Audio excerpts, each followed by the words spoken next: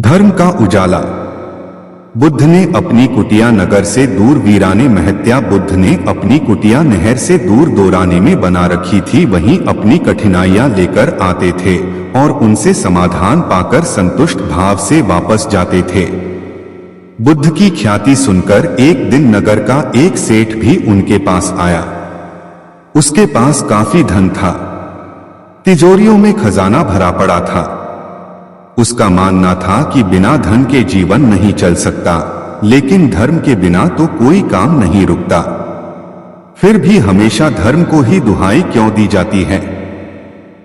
अपना संशय लेकर वह बुद्ध के पास पहुंचा। उसकी शंका सुनकर संत ने कोई उत्तर नहीं दिया। उत्तर की प्रतीक्षा में सेठ कुटिया में ही रुक गया। रात हुई, दीपक जलाया गया। धीरे धीरे रात गहराने लगी।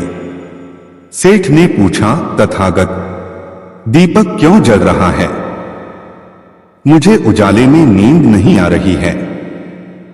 यह और कब तक जलेगा? बुद्ध ने कहा, जब तक अंधेरा रहेगा। सेठ बुद्ध का मुंह देखने लगा। तब बुद्ध ने समझाया, इस दीपक को तरह धर्म की भी इसलिए जरूरत है क्योंकि जगत में अधर्म है। जब तक अधर्म रहेगा तब तक धर्म की जरूरत बनी रहेगी। सेठ को अपने प्रश्न का उत्तर मिल गया था और वह संशय मुक्त होकर अपने घर लौट गया। सत्य से दूर। एक बार महात्मा बुद्ध ने अपने एक शिष्य पर प्रसन्न होकर उसे पारसमणि देने का वचन दिया। नियत स्थान पर बुलाकर बुद्ध ने शिष्य को उस स्थान पर खुदाई करने को कहा। खोदने पर वहां एक लोहे की डिब्बी मिली। बुद्ध ने शिष्य को बताया कि इसी में वह पारसमणि है जो किसी भी धातु से छूने पर उसे सोने में बदल देगी। शिष्य ने काफी अध्ययन किया था। उसने सोचा कि यदि डिब्बी में पारस पत्थर होता तो कम से कम यह लोहे की डिब्बी तो सोने की बन ही गई होती। इसलिए बुद्ध के विदा होते ही उसने वह डिब्बी बेकार जानकर फेंक दी। जमीन पर गिरने से डिब्बी खुल गई और उसमें रखा हुआ पत्थर छिटककर कहीं खो गया। लेकिन छिटकते समय उसका स्पर्श डिब्बी की बाहरी सतह से हो गया, सो डिब्बी सोने की हो गई। आश्चर्य से जब शिष्य ने निकट जाकर देखा तो उसे मालूम हुआ कि डिब्बी के अंदर पारसमणि को रखने के लिए कपड़े का अस्तर लगाया गया था, इसलिए उसका सीधा स्पर्श डिब्बी से नहीं हो पाया था और वह सोने की नहीं बन पाई थी। शिष्य को बहुत पछतावा हुआ। हम सब ज्ञान को, सत्य को पाने का साधन समझते हैं, लेकिन कई बार अपने तर्क ज्ञान के कारण ही हम सत्य से दूर हो जाते हैं। शिष्य अपने अधिक ज्ञान के कारण ही सत्य, पारसमणि से वंचित रह गया। बुद्ध का चमत्कार। किसी नगर में एक दुकानदार था। उसकी कपड़े की दुकान थी। वह बड़ा ही ईमानदार था और अपने ग्राहकों के साथ उसका व्यवहार बड़ा अच्छा रहता था, इसलिए उसकी दुकान खूब चलती थी। अचानक दुकानदार के सामने एक कठिनाई आ गई। उसका छोटा लड़का उसके साथ दुकान पर बैठता था। जाने कहां से उसको आदत पड़ गई कि दुकान पर जो भी खरीदार आता वह उसकी टोपी या पगड़ी उतारकर फेंक देता। दुकानदार ने उसे बहुत समझाया, डराया, धमकाया, मारा पीटा, लेकिन उसने अपनी आदत न छोड़ी।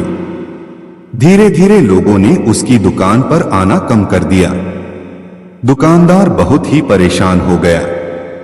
अब वह क्या करे? लड़के की मां नहीं थी, इसलिए घर पर अकेले उसे छोड़ भी नहीं सकता था। संयोग से एक दिन उसकी दुकान के सामने से भगवान बुद्ध निकले। उसने अपनी परेशानी उन्हें बताई। तथागत, आप जैसे भी बने इस लड़के को ठीक कर दीजिए, मैं आपका बड़ा एहसान मानूंगा।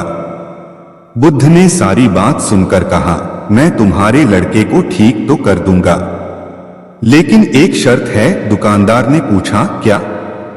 वे बोले, मैं या तुम्हारा बालक जो करे तुम उसमें रोक टोक नहीं करोगे। दुकानदार राजी हो गया। अगले दिन बुद्ध अपने सिर पर एक साफा बांधकर उसकी दुकान पर आए। लड़का तो ताक में था ही, जैसे ही बुद्ध बैठे कि वह उठा और उनका साफा उतारकर सड़क पर फेंक दिया। बुद्ध ने हंसकर कहा, शाबाश बेटे। उन्होंने उसे पुचकारा और कहा, जरा दौड़कर साफे को उठा तो लाना। लड़के ने छलांग लगाई और साफा उठाकर ले आया। बुद्ध ने कहा, मेरे सिर पर इसे बांध दो। लड़के ने उसे उल्टा सीधा करके सिर पर लपेट दिया। दूसरे दिन बुद्ध फिर उसकी दुकान पर आए। उनके सिर पर साफा था, पर वे दुकान के सामने एक लकड़ी और छोटी कुल्हाड़ी डाल आए थे। दुकान पर आते ही उन्होंने लड़के को अपने पास बुलाया और कहा, बेटा, उस कुल्हाड़ी को उठाकर जरा लकड़ी के टुकड़े कर देना। दुकानदार ने सुना तो वह बड़ा घबराया। कहने को हुआ कि महाराज, आप यह क्या करवा रहे हो? लड़का अपना पैर काट लेगा, पर वह कुछ न बोलने का वचन जो दे चुका था। लड़के ने कूदकर कुल्हाड़ी उठा ली और लकड़ी को काटने लगा। वह थोड़ी ही देर में थककर लौट आया और बुद्ध के पास बैठ गया। बुद्ध ने 7 दिन तक उससे कुछ न कुछ कराया। उसके बाद बच्चे की साफा उतारने की आदत एकदम छूट गई। दुकानदार चकित रह गया। उसने बुद्ध से कहा, तथागत, आपने यह क्या चमत्कार कर दिया? बुद्ध बोले, हम लोग दिन भर में बच्चे से 20 बार कहते हैं, यह मत कर, वह मत कर, लेकिन एक बार भी यह नहीं कहते कि यह कर। बालक कुछ करना चाहता है। तुमने देखा, जब जब मैंने तुम्हारे लड़के को कुछ करने को कहा, उसने कितने आनंद से उस काम को किया। दुकानदार ने भगवान बुद्ध के चरणों में गिरकर अपनी भूल स्वीकार कर ली। उस दिन से उसका बिगड़ा बालक सुधर गया। उपकार। भगवान बुद्ध अक्सर अपने प्रिय शिष्यों को उपदेश देते समय कोई न कथा अवश्य सुनाते, ताकि उनके उपदेश सरलता से समझ सकें।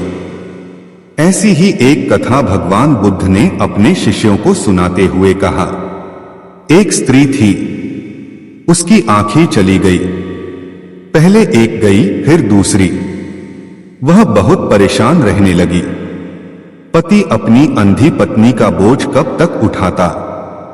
वह उससे अलग रहने लगा।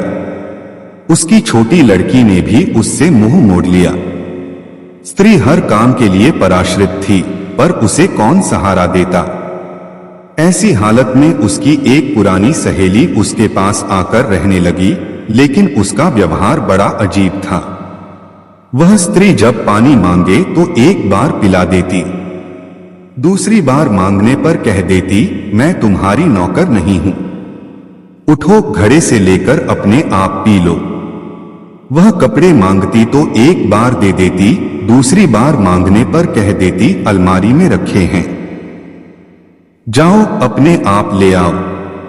कभी उसका मन घूमने का होता तो एक बार साथ चली जाती, दूसरी बार जाने की बात आती तो कह देती, मुझे काम है, तुम अकेली घूम जाओ। अंधी स्त्री मन महसूस कर उठती और अपने काम करती। सच्चाई यह थी कि सहेली उसे कम प्यार नहीं करती थी और न ही काम से बचना चाहती थी। वह बार बार दया दिखाकर उसको सदा के लिए अपाहिज नहीं बनाना चाहती थी। धीरे धीरे वह स्त्री सब काम अपने आप करने लगी। उसे किसी के सहारे की जरूरत न रही। तब उसने समझा कि उसकी सहेली ने उसके ऊपर बहुत बड़ा उपकार किया है। फिर वह अंधों की एक संस्था में चली गई और वहां उसने जाने कितने असहाय भाई बहनों को अपने पैरों पर खड़ा होना सिखाया।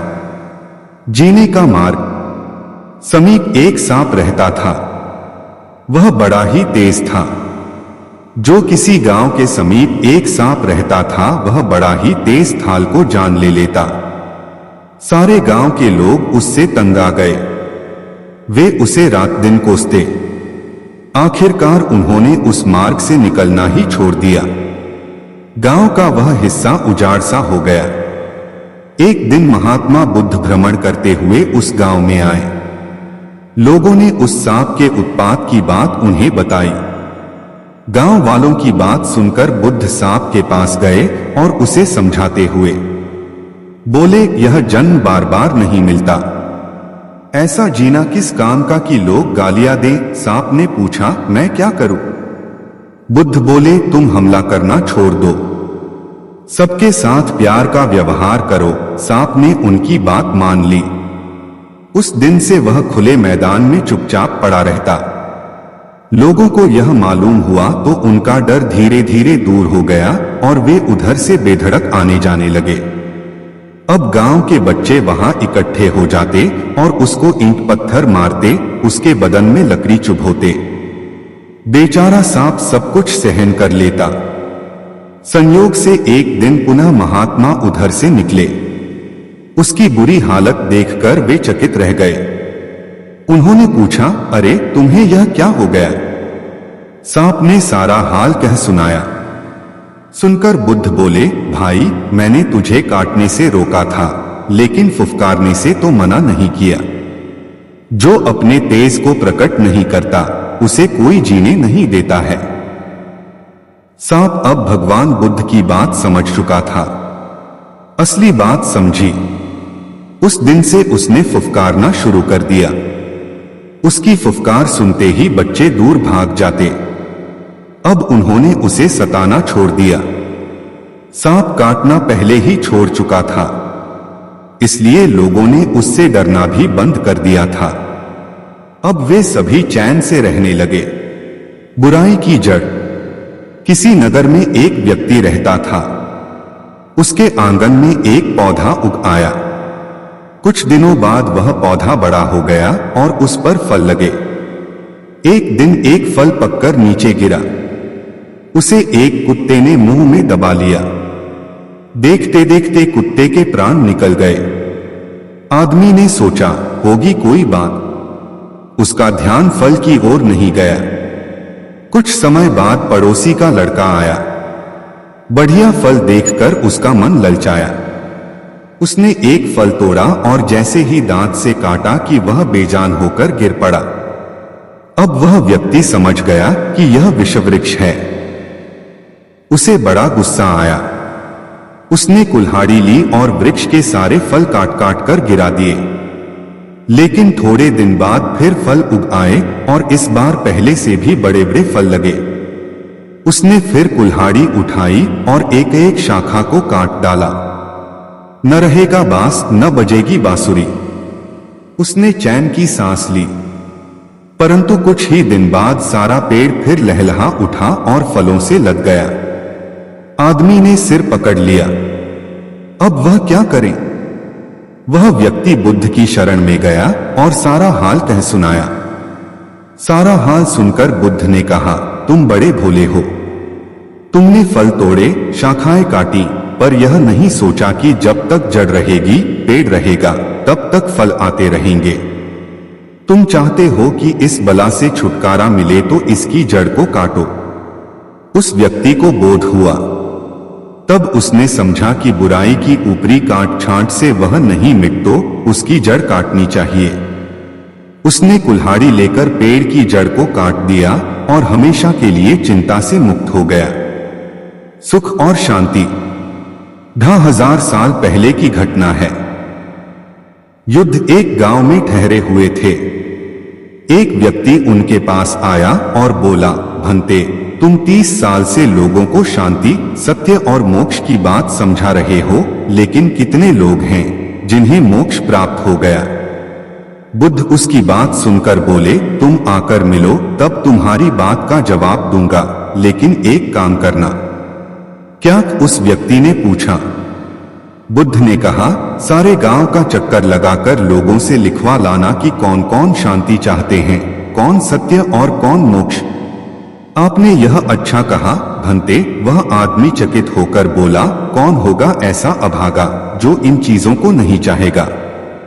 बुद्ध ने कहा, तुम एक बार पता तो लगाओ कि कौन आदमी किस चीज की कामना करता है। उस व्यक्ति ने घंटों गांव में चक्कर लगाया, लेकिन एक भी आदमी ऐसा नहीं मिला जो शांति, सत्य और मोक्ष चाहता हो। किसी ने कहा, मुझे रोगों से छुटकारा चाहिए, किसी ने कहा, मुझे संतान चाहिए, किसी ने कहा, मुझे नौकरी चाहिए, किसी ने कहा, मुझे लंबी उम्र चाहिए। वह व्यक्ति हैरान रह गया। फिर बुद्ध के पास लौट आया। बोला, यह तो बड़ा अजीब गांव है महाराज। कोई कुछ चाहता है, कोई कुछ, किंतु शांति, सत्य और मोक्ष की आकांक्षा रखने वाला एक भी आदमी नहीं है। बुद्ध ने कहा, इसमें अजीब क्या है?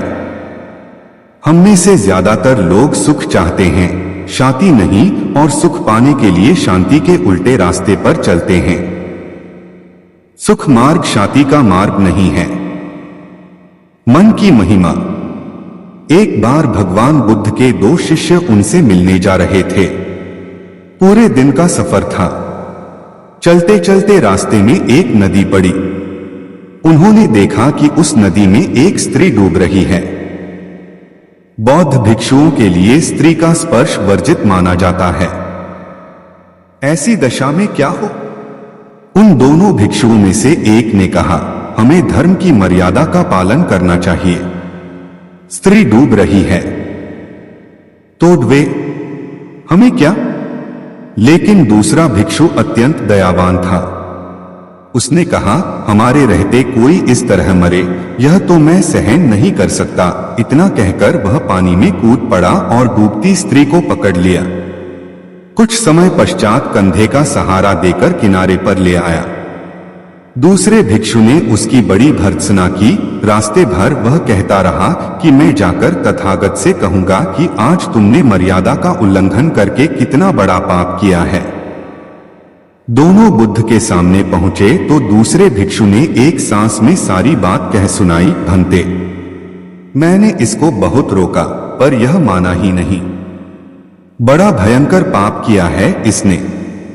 बुद्ध ने उसकी बात बड़े ध्यान से सुनी, फिर पूछा, इस भिक्षु द्वारा उस स्त्री को कंधे पर बाहर लाने में कितना समय लगा होगा? कम से कम 15 मिनट तो लग ही गए होंगे। अच्छा, बुद्ध ने पूछा, इस घटना के बाद यहाँ आने में तुम लोगों को कितना समय लगा? भिक्षु ने हिसाब लगाकर उत्तर दिया, यही कोई 6 घंटे।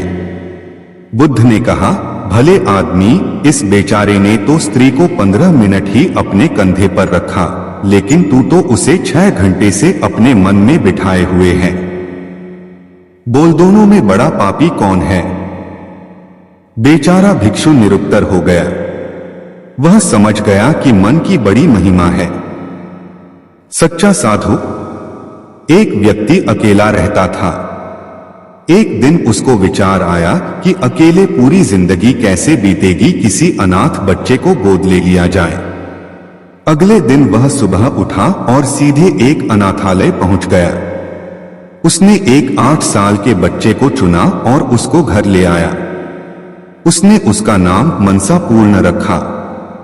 वह रोज ऑफिस जाने से पहले मनसा पूर्ण के लिए खाना बनाकर रख जाता। मनसा पूर्ण बिल्कुल शांत, कम बोलने वाला था और एकांत में बैठा रहता था।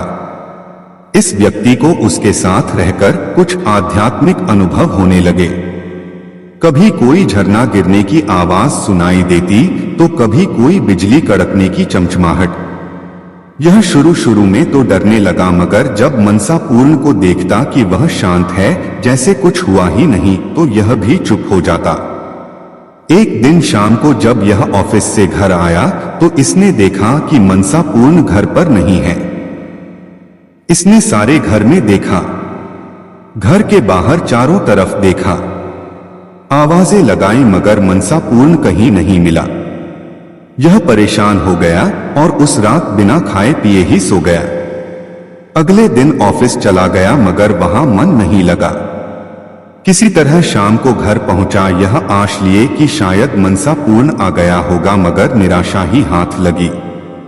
1 हफ्ता बीत गया, मनसा पूर्ण नहीं आया। 3 महीने बीत चुके थे। यह उदास हो चुका था कि शायद इसकी जिंदगी में अकेलापन ही है। तभी रात में किसी ने दरवाजा खटखटाया। यह उत्सुकतावश दरवाजे पर लपका और देखा कि एक साधु मनसा पूर्ण को साथ लेकर आए थे। उसने दोनों को अंदर बुलाया। साधु का आदर सत्कार कर दोनों को भोजन कराया। तब साधु ने कहा कि यह जो तुम बच्चा लाए थे, यह एक सिद्ध पुरुष है। जब हमें अंतर्दृष्टि से यह अनुभव हुआ तब तक आप इनको यहाँ ला चुके थे। हमारे पूर्व गुरु महाराज ने कहा था कि आने वाले गुरु आपके अंदर दिखाई देंगे। हम उसी इंतजार में थे। जिस दिन हमें रात को अनुभव हुआ कि गुरुदेव वहां अनाथाश्रम में प्रकट हुए हैं, हम वहां गए तो पता लगा कि आप उनको यहां ले आए हैं। साधु ने उस व्यक्ति को कहा कि तुम अगर चाहो तो इन्हें गुरु रूप में स्वीकार कर सकते हो। मैं इनको इनके आश्रम दिखाने ले गया था। तुम चाहो तो हमारे साथ चल भी सकते हो। तब उस व्यक्ति को उस बच्चे के साथ बीते कुछ दिन याद आए और वह आवाजें और प्रकाश के झोंके याद आने लगे। उसको अपनी प्रसन्नता और बिना किसी कारण के आनंद का अनुभव याद आया था और इस बच्चे के जाने के बाद के दिनों की निराशा और दुख भी याद आने लगा। और जैसे ही उसने मनसा पूर्ण की तरफ देखा, उसे अपार ऊर्जा का अनुभव होने लगा जो उसके मस्तक पर चमक रही थी। उसने तुरंत मनसा पूर्ण को गुरु रूप में स्वीकार कर लिया और उनके चरण छुए, दीक्षा ली और फिर वह तीनों आश्रम के लिए चल पड़े। जिंदगी में कब बदलाव आ जाए कोई नहीं जानता। अपनी जिंदगी को साफ सुथरा रखना चाहिए। किसी भी समय आपके ऊपर किसी बुद्ध पुरुष की कृपा हो सकती है और पूरा जीवन बदल जाता है। सच्चा साधु। एक दिन एक शिष्य भगवान बुद्ध के पास गया, प्रणाम निवेदन करके बोला, भंते, मैं देश में घूमना चाहता हूं, आपके आशीर्वाद का अभिलाषी। बुद्ध ने कहा, देश में अच्छे व बुरे दोनों प्रकार के लोग हैं। बुरे लोग तुम्हारी निंदा करेंगे और गालियां देंगे, तुम्हें कैसा लगेगा? शिष्य ने उत्तर दिया, मैं समझेगा कि वे बड़े भले हैं क्योंकि उन्होंने मुझ पर धूल नहीं फेंको। बुद्ध ने कहा, यदि कुछ लोगों ने धूल भी फेंक दी और थप्पड़ भी मार दिया तो? शिष्य ने कहा, मैं उन्हें भी भला ही मानूंगा क्योंकि उन्होंने थप्पड़ ही तो मारा, डंडा तो नहीं मारा। यदि कोई डंडा मार दे तो भी मैं उसे बुरा नहीं मानूंगा क्योंकि उसने हथियार से तो नहीं मारा, शिष्य ने जवाब दिया। बुद्ध ने आगे कहा, देश में डाकू मिल सकते हैं, हो सकता है जो हथियारों से तुम्हारी खबर लें। तो क्या हुआ? शिष्य ने कहा, मैं उन्हें दयालु ही समझूंगा क्योंकि उन्होंने मुझे जीवित छोड़ दिया। बुद्ध ने कहा, वे तुम्हें मार भी तो सकते हैं। शिष्य बोला, इसके लिए मैं उनका एहसान मानूंगा। यह संसार दुख स्वरूप है, बहुत दिन जीने से दुख ही दुख देखना पड़ता है, पर आत्महत्या करना महापाप है। यदि कोई दूसरा मार दे तो उसका उपकार ही होगा। शिष्य के उत्तर सुनकर भगवान बुद्ध को बड़ा हर्ष हुआ। उन्होंने कहा, सच्चा साधु वही है जो किसी भी अवस्था में किसी को बुरा नहीं मानता, जो दूसरों की बुराई नहीं देखता, दूसरों को अच्छा ही समझता है, वही परिव्राजक होने के योग्य है। तुम जाओ और देश में खूब घूमो। बुद्ध की सिखावन। भगवान बुद्ध की धर्मसभा में एक व्यक्ति प्रतिदिन जाया करता था और उनके प्रवचन सुना करता था। उसका यह क्रम 1 महीने तक चला, लेकिन उसके जीवन पर इसका कोई प्रभाव नहीं पड़ा। बुद्ध बार बार समझाते थे, लोभ, द्वेष और मोह पाप के मूल हैं। इन्हें त्यागो, पर वह बेचारा इन बुराइयों से बचना तो दूर, इनमें और फंसता ही जा रहा था। बुद्ध कहते थे, क्रोध करने वाले पर जो क्रोध करता है उससे उसका ही अहित होता है, पर जो क्रोध का जवाब क्रोध से नहीं देता वह एक भारी युद्ध जीत लेता है। हैरान होकर वह बुद्ध के पास गया और उन्हें प्रणाम निवेदन करके बोला, भते, 1 महीने से मैं आपके प्रवचन सुन रहा हूं, लेकिन मुझ पर उनका जरा भी असर नहीं पड़ा। बुद्ध ने मुस्कुराकर उसकी ओर देखा और कहा, अच्छा, कहाँ के रहने वाले हो? श्रावस्ती का। यहां राजगृह से श्रावस्ती कितनी दूर है? उसने बता दिया। कैसे जाते हो वहां? सवारी से। कितना समय लगता है? इतना, उसने हिसाब लगाकर बता दिया। ठीक, अब यह बताओ, यहां बैठे बैठे राजगृह पहुंच गए, यह कैसे हो सकता है? वहां पहुंचने के लिए तो चलना होगा। बुद्ध ने बड़े प्यार से कहा, तुमने सही कहा, चलने पर ही मंजिल पर पहुंचा जा सकता है।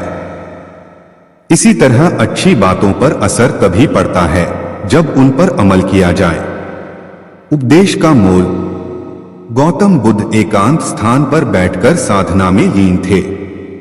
कुछ देर के पश्चात उन्होंने अपनी आंखें खोली तो अपने प्रिय शिष्यों को सामने पाया। सभी शिष्य गौतम बुद्ध से कुछ जानने के लिए आतुर थे। एक शिष्य ने आगे बढ़कर कहा, भंते, हम जानना चाहते हैं कि उपदेशों का वास्तविक मोल क्या होता है।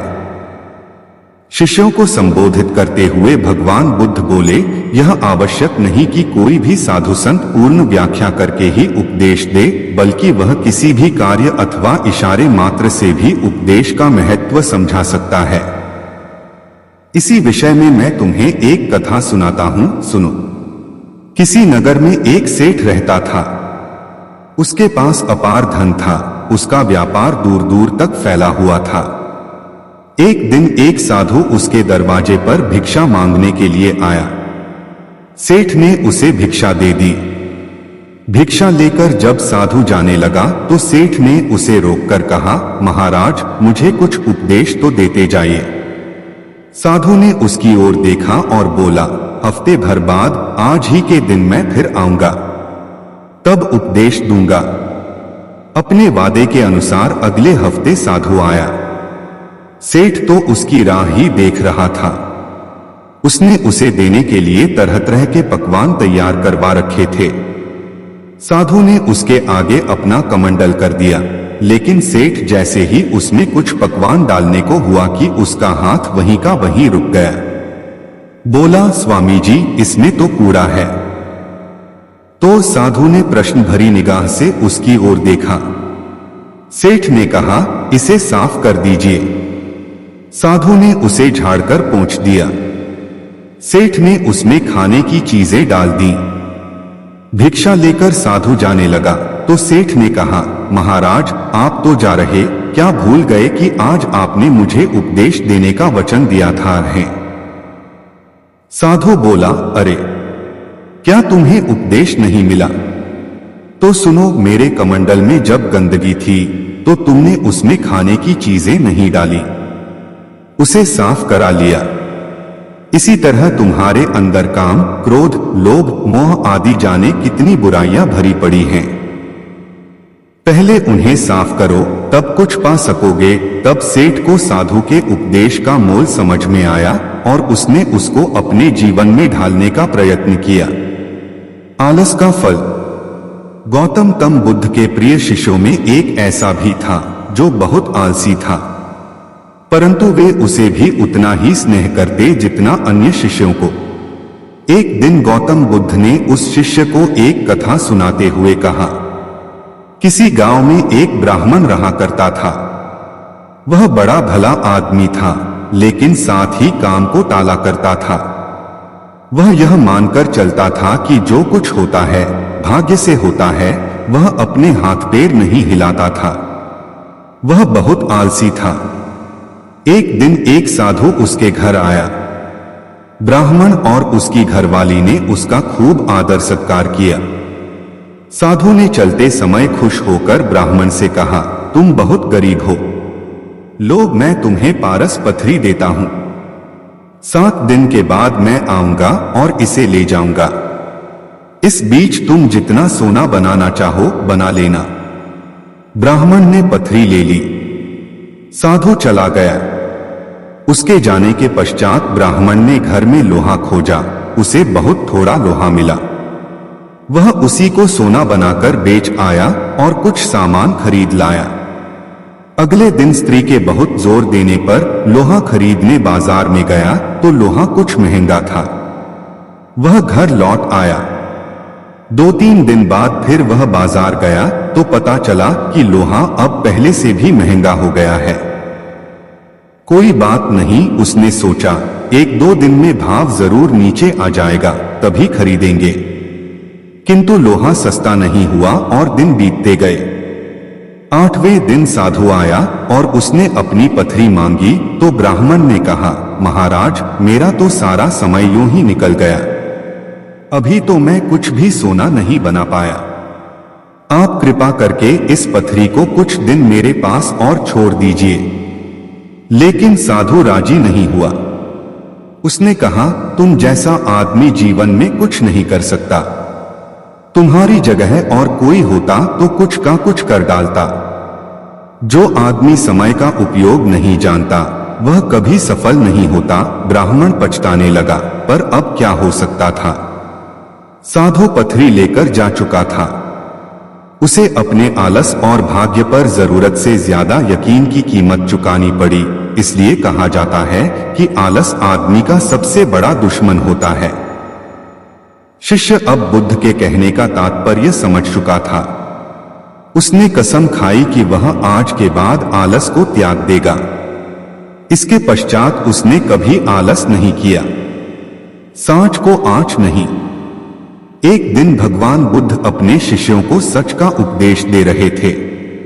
सच्चाई पर आधारित कथा सुनाते हुए भगवान बुद्ध बोले, किसी नगर में एक जुलाहा रहता था। वह बहुत बढ़िया कंबल तैयार करता था। एक दिन उसने एक साहूकार को 2 कंबल दिए। साहूकार ने 2 दिन बाद उनका दाम ले जाने को कहा। साहूकार दिखाने को तो धर्म कर्म करता था, माथे पर तिलक लगाता था, लेकिन मन उसका मैला था। वह अपना रोजगार छलकपट से चलाता था। 2 दिन बाद जुलाहा अपना पैसा लेने आया तो साहूकार ने कहा, मेरे यहाँ आग लग गई, उसमें दोनों कंबल जल गए, तो अब मैं दाम क्यों दूं? जुलाहा बोला, यह नहीं हो सकता, मेरा धंधा सच्चाई पर चलता है और सच में कभी आग नहीं लग सकती। जुलाहे के कंधे पर एक कंबल पड़ा था। उसे सामने करते हुए उसने कहा, यह लो, लगाओ इसमें आग। साहूकार बोला, मेरे यहाँ कंबलों के पास मिट्टी का तेल रखा था, कंबल उसमें भीग गए थे इसलिए जल गए। जुलाहे ने कहा, तो इसे भी मिट्टी के तेल में भिगो लो। काफी लोग वहां इकट्ठे हो गए। सबके सामने कंबल को मिट्टी के तेल में भिगोकर आग लगा दी गई। लोगों ने देखा कि तेल जल गया, लेकिन कंबल जैसा था वैसा बना रहा। जुलाहे ने कहा, याद रखो, सांच को आंच नहीं। साहूकार ने लज्जा से सिर झुका लिया और जुलाहे के पैसे चुका दिए। सच ही कहा है कि जिसके साथ सच होता है उसका साथ तो भगवान भी नहीं छोड़ता। पसीने की कमाई। एक दिन बुद्ध भ्रमण करते हुए एक गांव में जा पहुंचे। उनका नाम सुनकर एक सेठ उनके पास आया। महात्मा बुद्ध के लिए तरह तरह के स्वादिष्ट भोजन का थाल लाया था। बुद्ध ने थाल की ओर देखा और खाना खाने से इनकार कर दिया। इतने में एक लुहार वहां आया। वह जौ की 2 रूखी रोटियां लाया था। बुद्ध ने वे रोटियां ले ली और बड़े आनंद के साथ खाने लगे। सेठ ने आश्चर्य से बुद्ध की ओर देखा। उसे बड़ा बुरा लगा। कहां वह, कहां लुहार, कहां उसका लाया भोजन और कहां लुहार की 2 मोटी मोटी रोटियां। जब बुद्ध भोजन कर रहे थे तो सेठ से न रहा गया। उसने कहा, महाराज, यह कहां का न्याय है कि मैं पहले खाना लाया और इतना बढ़िया लाया, पर आपने उसे लेने से इनकार कर दिया और इस लुहार की रूखी रोटियों को प्रेम से खा रहे हैं।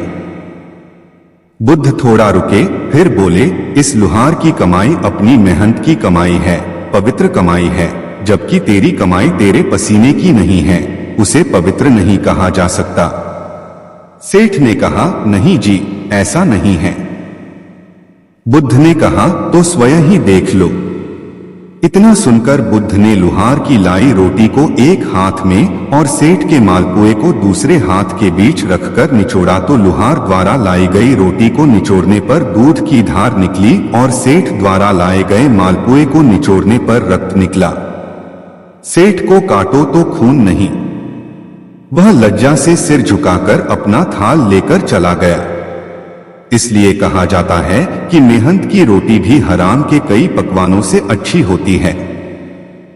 एक एक पल एक एक युग के समान हो गया। वह चाहता था कि कैसे भी शाम हो जाए। शाम हुई और रात भी हो गई, लेकिन उसकी इच्छा पूरी नहीं हुई। मोहरें मिलना तो दूर, हाथ में आई मोहर भी चली गई। वह सिर धुनने लगा। तभी आकाशवाणी हुई, सेठ याद रख, त्याग फलता है, लोभ छलता है।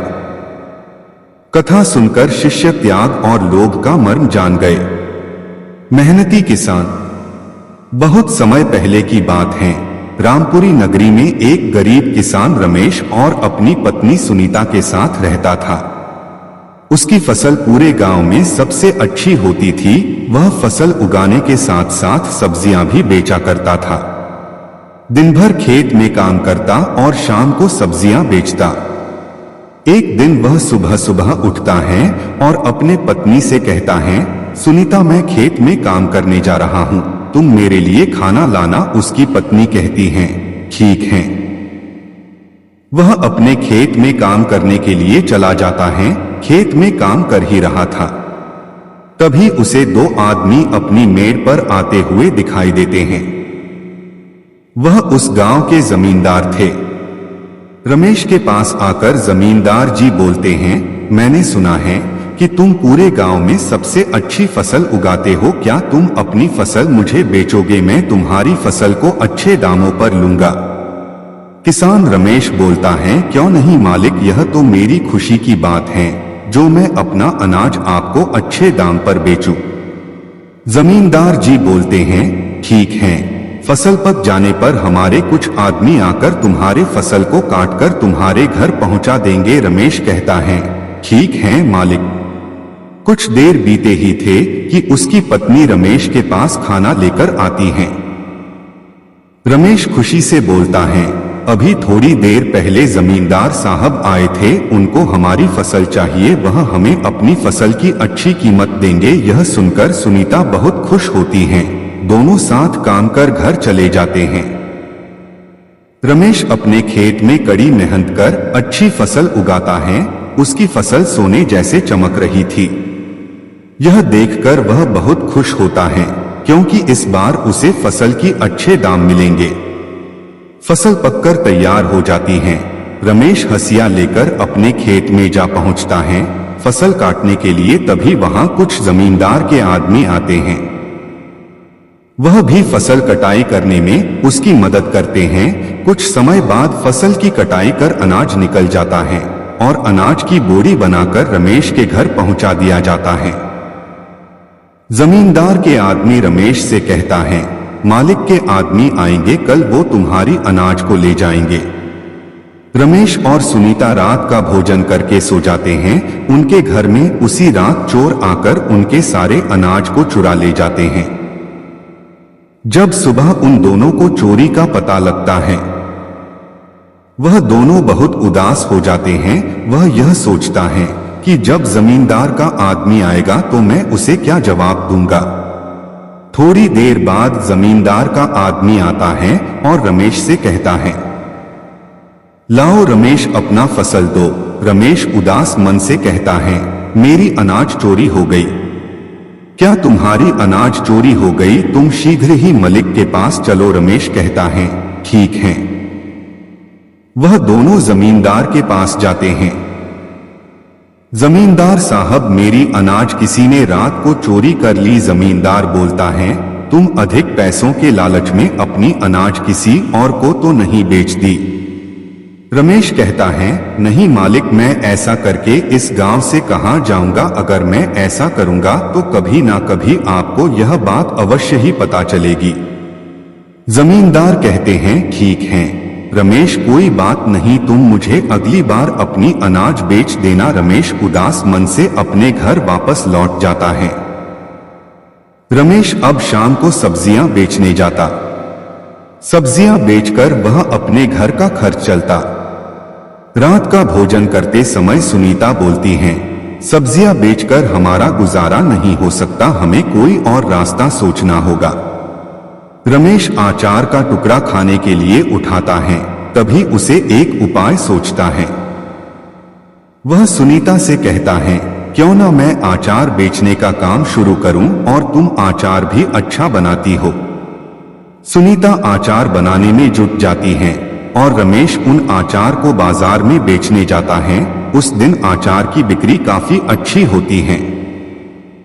वह घर आकर अपनी पत्नी से कहता है, हमें आचार की मात्रा और बढ़ानी होगी, लोग तुम्हारे आचार को बेहद ही पसंद कर रहे हैं। सुनीता और अधिक आचार बनती हैं। रमेश उसे बाजार में बेचता। ऐसा करते करते वह एक आचार की दुकान खोल लेता है। अब सारे गांव के लोग उसके दुकान पर आचार खरीदने आते। बिना सेवा विद्या नाही। धीरे धीरे शाम ढलती जा रही थी। अंधेरा गहराता जा रहा था। बुद्ध के शिष्यों के चेहरों पर थकान साफ झलक रही थी। बुद्ध समझ चुके थे कि शिष्यों को विश्राम की आवश्यकता है। अतः उन्होंने एक सुरक्षित स्थान देखकर शिष्यों को रुकने का आदेश दिया। कुछ समय पश्चात एक शिष्य ने बुद्ध से प्रश्न किया, भंते, क्या विद्या को किसी से बल द्वारा भी सीखा जा सकता है?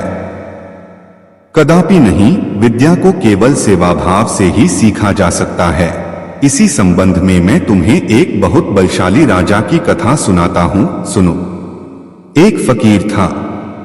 वह जंगल में घासफूस की कुटिया बनाकर रहता था। उसे एक विद्या आती थी। वह पीतल को सोना बना देता था, लेकिन इस विद्या का प्रयोग वह तभी करता था जब उसे उसकी बहुत आवश्यकता होती थी, और वह भी गरीबों के फायदे के लिए।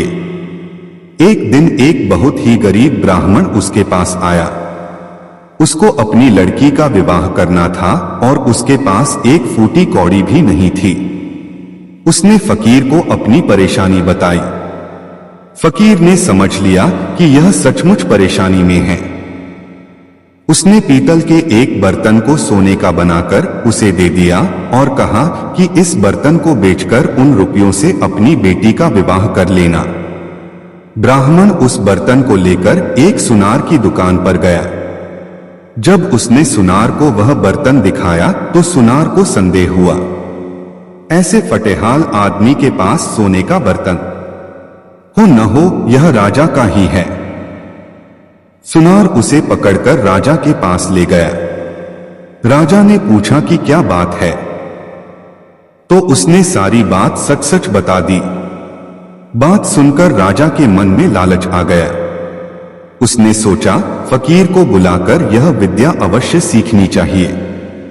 यह सोचकर उसने ब्राह्मण को तो छोड़ दिया, साथ ही अपने एक सिपाही से कहा कि जाओ और उस फकीर को पकड़कर ले आओ। सिपाही गया और थोड़ी देर में ही फकीर को लेकर आ गया। राजा ने कहा, फकीर, तुम पीतल को सोना बनाना जानते हो? फकीर बोला, जी हां।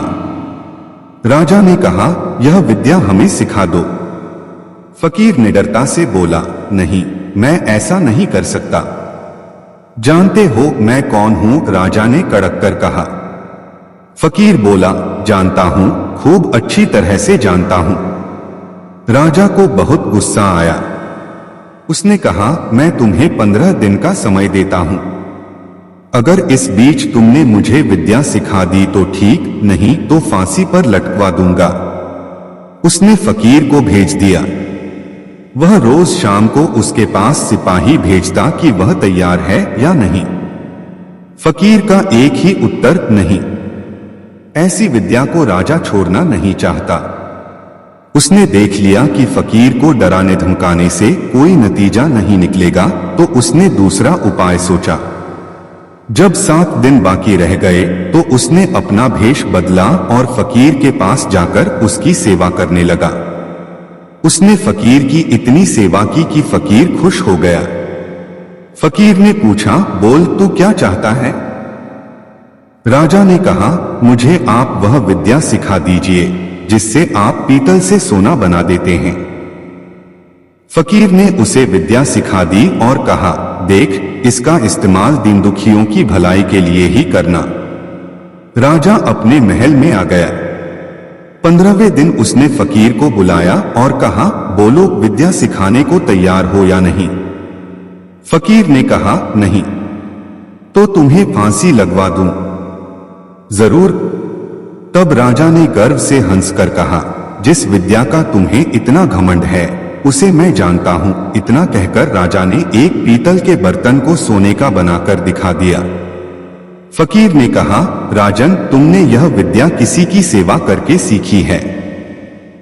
विद्या कभी भी डरा धमकाकर हासिल नहीं की जा सकती।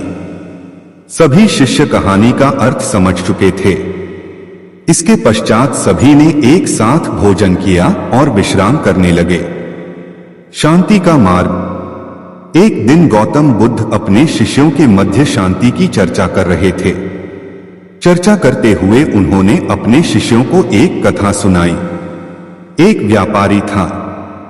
उसने व्यापार में खूब कमाई की, बड़े बड़े मकान बनवाए, नौकर चाकर रखे, लेकिन दुर्भाग्य की बात है कि उसके दिन फिर गए।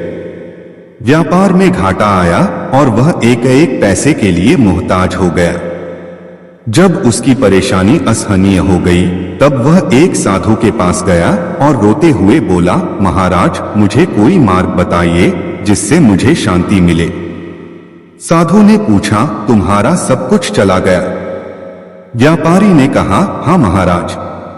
साधु बोला, तुम्हारा था तो उसे तुम्हारे पास रहना चाहिए था। वह चला कैसे गया? व्यापारी चुप हो गया। जन्म के समय तुम अपने साथ कितना धन लाए थे? स्वामी जी, जन्म के समय तो सब खाली हाथ आते हैं। साधु बोला, ठीक है, अब यह बताओ कि मरते समय अपने साथ कितना ले जाना चाहते हो? मरते समय साथ कौन ले जाता है? जो मैं ले जाऊंगा। साधु बोला, जब तुम खाली हाथ आए थे और खाली हाथ जाओगे तो फिर चिंता किस बात की करते हो? व्यापारी ने कहा, महाराज, जब तक मौत नहीं आती तब तक मेरी और मेरे घर वालों की गुजर बसर कैसे होगी? साधु हंस पड़ा, जो धन के भरोसे रहेगा उसका यही हाल होगा। तुम्हारे हाथ पैर तो हैं, उन्हें काम में लाओ। पुरुषार्थ सबसे बड़ा धन है। ईश्वर पर भरोसा रखो। शांति का यही एकमात्र मार्ग है। व्यापारी की आंखें खुल गईं। उसका मन शांत हो गया। जाने कितने वर्षों के बाद पहली बार रात को उसे चैन की नींद आई और उसके शेष दिन बड़े आनंद में बीते। प्रातःकाल दैनिक कार्यों से निवृत्त होकर गौतम बुद्ध के सभी शिष्य एकत्र हो गए। गौतम बुद्ध ने संदेश देना आरंभ किया। बोले, आज मैं तुम्हें ऐसे व्यक्ति की कथा सुनाता हूँ जिसके पास सब कुछ होते हुए भी वह दुखी था। गौतम बुद्ध ने कहना आरंभ किया। किसी नगर में एक सेठ रहता था। उसके पास लाखों की संपत्ति थी, बहुत बड़ी हवेली थी, नौकर चाकर थे। फिर भी सेठ के मन को शांति नहीं थी। एक दिन किसी ने उसे बताया कि अमुक नगर में एक साधु रहता है। वह लोगों को ऐसी सिद्धि प्राप्त करा देता है कि उससे मनचाही वस्तु मिल जाती है। सेठ उस साधु के पास गया और उसे प्रणाम करके निवेदन किया, महाराज, मेरे पास धन की कमी नहीं है, पर फिर भी मेरा मन बहुत अशांत रहता है। आप कुछ ऐसा उपाय बता दीजिए कि मेरी अशांति दूर हो जाए। सेठ ने सोचा कि साधु बाबा उसे कोई ताबीज दे देंगे या और कुछ कर देंगे जिससे उसकी इच्छा पूरी हो जाएगी, लेकिन साधु ने ऐसा कुछ भी नहीं किया। अगले दिन उसने सेठ को धूप में बिठाए रखा और स्वयं अपनी कुटिया के अंदर छाया में जाकर चैन से बैठा रहा। गर्मी के दिन थे। सेठ का बुरा हाल हो गया। उसको बहुत गुस्सा आया, पर वह उसे चुपचाप पी गया। दूसरे दिन साधु ने कहा, आज तुम्हें दिन भर खाना नहीं मिलेगा। भूख के मारे दिन भर सेठ के पेट में चूहे कूदते रहे। अन्न का एक दाना भी उसके मुंह में नहीं गया, लेकिन उसने देखा कि साधु ने तरह तरह के पकवान उसी के सामने बैठकर बड़े आनंद से खाए। सेठ सारी रात परेशान रहा। उसे एक क्षण को भी नींद नहीं आई। वह सोचता रहा कि साधु तो बड़ा स्वार्थी है। तीसरे दिन सवेरे ही उठकर उसने अपना बिस्तर बांधा और चलने को तैयार हो गया। तभी साधु बाबा उसके सामने आकर खड़े हो गए और बोले, सेठ क्या हुआ? सेठ ने कहा, मैं यहाँ बड़ी आशा लेकर आपके पास आया था, लेकिन मुझे यहाँ कुछ नहीं मिला। उल्टे ऐसी मुसीबतें उठानी पड़ी जो मैंने जीवन में कभी नहीं उठाई। मैं जा रहा हूं। साधु हंसकर बोला, मैंने तुम्हें इतना कुछ दिया, पर तूने कुछ भी नहीं लिया। सेठ ने विस्मय भाव से साधु की ओर देखा और बोला, आपने तो मुझे कुछ भी नहीं दिया। साधु ने कहा, सेठ, पहले दिन जब मैंने तुम्हें धूप में बिठाया और स्वयं छाया में बैठा रहा, तब मैंने तुम्हें बताया कि मेरी छाया तेरे काम नहीं आ सकती। जब मेरी बात तेरी समझ में नहीं आई तो दूसरे दिन मैंने तुम्हें भूखा रखा और स्वयं खूब अच्छी तरह खाना खाया। उससे मैंने तुम्हें समझाया कि मेरे खा लेने से तेरा पेट नहीं भर सकता। सेठ, याद रख, मेरी साधना से तुझे सिद्धि नहीं मिलेगी। धन तूने खुद पुरुषार्थ से कमाया है और शांति भी तुझे अपने ही पुरुषार्थ से मिलेगी। सेठ की आंखें खुल गईं। अब उसे अपनी मंजिल पर पहुंचने का रास्ता मिल गया था। साधु के प्रति कृतज्ञता व्यक्त करता हुआ वह अपने घर लौट आया। यक्ष का उत्पात।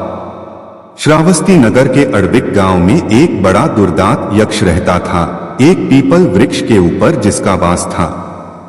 वह नित्य एक प्राणी की जान लेता था। लोग उसके भय से क्रमवार व्यक्ति को उसके पास भेजते थे। प्रभु गौतम जनता के हित में उस दुष्ट से पीछा छुड़ाने के लिए एक बार उस गांव में गए। लोगों ने उनको यक्ष के बारे में विस्तार से बताया। प्रभु ऐसा सुन वहां पर गए जहां उसका वास था। तथागत ने उसी पीपल वृक्ष के नीचे अपना आसन लगा लिया और बैठ गए। उसने प्रभु को वहां बैठा देखा तो समझ गया कि मेरा आहा आ गया। वह वृक्ष के नीचे उतरा और कटार लेकर प्रभु को मारने दौड़ा। जो ही उसको दृष्टि प्रभु के मुख की ओर गई, वह उसी समय प्रभु के चरणों में गिर पड़ा और गौतम के उपदेश से उसने हमेशा के लिए हिंसा का त्याग कर दिया। साधु का नुस्खा। एक समय गौतम बुद्ध अपने शिष्यों के साथ भ्रमण कर रहे थे। भ्रमण करते समय सभी एक स्थान पर विश्राम के लिए बैठ गए। समय बिताने के लिए भगवान बुद्ध ने अपने शिष्यों को एक कथा सुनाई। किसी नगर में एक व्यक्ति रहता था। उसने परदेश के साथ व्यापार किया। मेहनत फली कमाई हुई और उसकी गिनती सेठों में होने लगी। महल जैसी हवेली बन गई। वैभव और बड़े परिवार के बीच उसका जीवन बड़े आनंद से बीतने लगा। एक दिन किसी दूसरे नगर से उसका एक संबंधी आया। बातचीत के बीच उसने बताया कि उसके यहाँ का सबसे बड़ा सेठ गुजर गया। बेचारे की लाखों की धन संपत्ति पड़ी रह गई। बात सहज भाव से कही गई थी, पर उस आदमी के मन को डगमगा गई। हाँ, उस सेठ की तरह एक दिन वह भी तो मर जाएगा। उसी क्षण से उसे बार बार मौत की याद सताने लगी। हाँ, मौत आएगी, उसे ले जाएगी और सब कुछ यहीं छूट जाएगा। मारे चिंता के उसकी देह सूखने लगी। देखने वाले देखते कि उसे किसी चीज की कमी नहीं है। उस पर उसके भीतर का दुख ऐसा था कि किसी से कहा भी नहीं जा सकता था। धीरे धीरे वह बिस्तर पर पड़ गया। बहुत इलाज कराया गया, लेकिन उसका रोग कम होने की बजाय बढ़ता ही गया। एक दिन एक साधु उसके घर पर आया। उस आदमी ने बेबसी से उसके पैर पकड़ लिए और रो रो कर अपनी व्यथा उसे बता दी। सुनकर साधु हंस पड़ा और बोला, तुम्हारे रोग का इलाज तो बहुत ही सरल है। उस आदमी के खोए प्राण मानो लौट आए। अधीर होकर उसने पूछा, स्वामी जी, वह इलाज क्या है? साधु ने कहा, देखो, मौत का विचार जब मन में आए, जोर से कहो, जब तक मौत नहीं आएगी मैं जीऊंगा। इस नुस्खे को 7 दिन तक आजमाओ, मैं अगले सप्ताह आऊंगा। 7 दिन के बाद साधु महाराज आए तो देखते क्या है कि वह आदमी बीमारी के चंगुल से बाहर आ गया है और आनंद के गीत गा रहा है। साधु को देखकर वह दौड़ा और उसके चरणों में गिरकर बोला, महाराज, आपने मुझे बचा लिया। आपकी दवा ने मुझ पर जादू का सा असर किया है। मैंने समझ लिया कि जिस दिन मौत आएगी उसी दिन मरूंगा, उससे पहले नहीं। साधु ने कहा, वत्स, मौत का डर सबसे बड़ा डर है। वह जितनों को मारता है, मौत उतनों को नहीं मारती। त्याग का महत्व। एक दिन भ्रमण करते हुए गौतम बुद्ध के एक शिष्य ने त्याग का महत्व जानने की जिज्ञासा प्रकट की। तभी गौतम बुद्ध ने अपने सभी शिष्यों को एक स्थान पर बैठने का आदेश दिया और त्याग का महत्व समझाते हुए उन्हें एक कथा सुनाई। किसी देश में एक राजा राज करता था। वह बहुत ही अभिमानी था। अपने बराबर किसी को नहीं समझता था। कारण उसका राज्य विशाल था। राजकोष धन से भरा था। उसके पास बहुत बड़ी सेना थी और उसके आसपास नौकर चाकरों की पलटन थी जो हर घड़ी उसका हुक्म बजाती रहती थी। चापलूस उसके अहंकार को बढ़ावा देते रहते थे। संयोग से एक दिन एक फकीर उस राजा के यहाँ आया। उसके चेहरे पर तेज चमक रहा था और आंखों में प्रेम भरा था। उसने राजा की ओर देखा और उसकी भाव भंगिमा से क्षण भर में ताड़ गया कि राजा धन दौलत और सत्ता के मद में चूर है। उसकी भीतर की आंखें बंद हैं। अपने स्वभाव के अनुसार राजा ने कड़क कर पूछा, फकीर, तुझे क्या चाहिए? मुस्कुराकर फकीर ने कहा, राजन, मैं आपसे कुछ लेने नहीं अपितु आपको कुछ देने आया हूं। सुनकर राजा के अभिमान को गहरी चोट लगी। उसने सोचा कि इस भिखमंगे की इतनी जुर्रत कि मुझ जैसे वैभवशाली और सर्वसत्ताधारी के साथ ऐसा व्यवहार करे। राजा ने चीखकर कहा, ऐ फकीर, छोटे मुंह बड़ी बात करते तुझे शर्म नहीं आती? जिसके पास फूटी कौड़ी भी नहीं वह किसी को क्या देगा? जो स्वयं दर दर से भीख मांगता है वह राजा की बराबरी क्या करेगा? फकीर राजा की गोप्ती सुनकर हंसता हुए बोला, आप ठीक कहते हैं महाराज, आपके पास बहुत कुछ है जो मेरे पास नहीं है। पर राजन, अकिंचन के पास भी कुछ होता है जो दुनिया की माया से अधिक महत्व रखता है। राजा की आंखों में खून उतर आया। अपनी बकवास बंद करो। जैसे किसी रोगी से बात कर रहा हो, फकीर ने कहा, राजन, बिना त्याग के भोग बेस्वाद है। वैभव में जब त्याग जुड़ जाता है तो वह महक उठता है।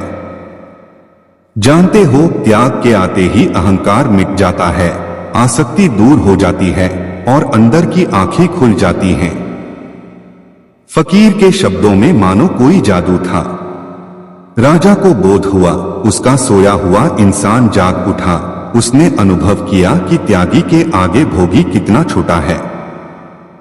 उसकी आंखों से अज्ञान का पर्दा हटते ही उसके जीवन में एक नया मोड़ आ गया। आठ कहना उचित नहीं होगा कि त्याग का महत्व सर्वोपरि होता है। कहते हुए बुद्ध ने सभी शिष्यों को आगे चलने का आदेश दिया। ब्राह्मण और मणि को जब यह पता चला तो उन्होंने यही विचार किया कि राजा बहुत दानी और नेक दिल है। उसने अपना सब कुछ दान कर दिया, यहां तक कि शायद उनके पास खाने को भी कुछ नहीं है। ऐसे हालत में हमें उन लोगों की सहायता करनी चाहिए। ब्राह्मण ने ब्राह्मणी से कहा, अगर तू कहे तो इसमें से कुछ बीज राजा को दे दूं।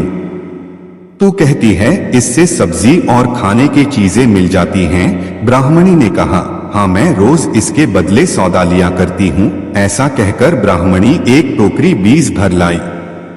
ब्राह्मण राजा के पास पहुंचा और उसे वो मोती दिए और राजा को सारी बात बताई। राजा उन मोतियों को देखकर चौंक गया। उसने मोती राजहंस को दिए। राजहंस उन्हें चुगने लगे। यह देख राजा ने ब्राह्मण से कहा, एक एक मोती सैकड़ों रुपए का है। सच बताएं, आपके पास इतने मोती कहां से आए? ब्राह्मण बोला, महाराज, ऐसे बीज तो हमारे घर पर बहुत हैं। और राजा को पूरी बात बताई। राजा अपने मंत्रियों के साथ ब्राह्मण के घर पहुंचे और उन चारों पेड़ों को देखा। पूछताछ में उन सिक्कों वाली बात सामने आ गई। जब पेड़ों को देखा तो उनकी जड़ के पास वही सिक्के चिपके हुए थे। आज ब्राह्मण ब्राह्मणी को मालूम हुआ कि उनके पास लाखों करोड़ों की दौलत है, जिसे वो साधारण बीज समझते थे। ब्राह्मण ने सोचा कि मेरे लिए यह धन किस काम का। ऐसा सोच ब्राह्मण ने सारे मोती राजा को दान में दे दिए। राजा की आंखें भी खुल गई। मेहनत के धन की कीमत उन्हें मालूम पड़ गई। उस दिन राजा ने प्रण कर लिया कि मैं खजाने के पैसों से एक भी पैसा अपने खर्च में नहीं लगाऊंगा। अपना खर्चा मेहनत करके चलाऊंगा। खजाने और ब्राह्मण के दान से राजा ने जनता के हित में कई धर्म कर्म के काम शुरू कर दिए।